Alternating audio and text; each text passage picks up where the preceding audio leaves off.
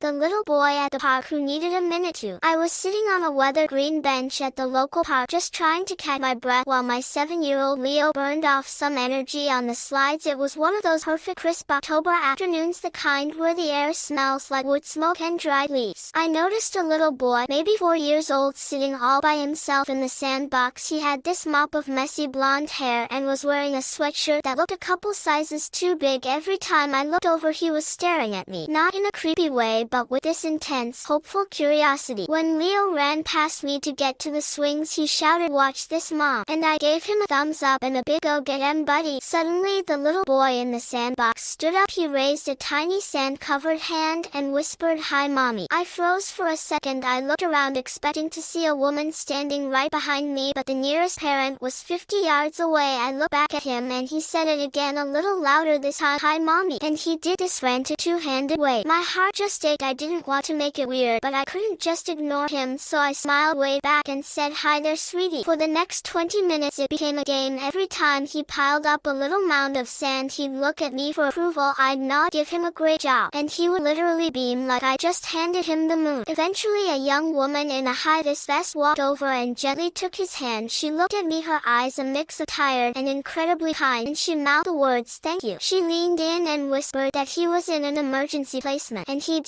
been asking everyone he met that day if they were home yet. I sat there watching them walk toward the parking lot, and I had to put my sunglasses on because my eyes were, well, let's just say the pollen was really hitting me hard that day. For 20 minutes I wasn't just a stranger on a bench, I was exactly who he needed me to be.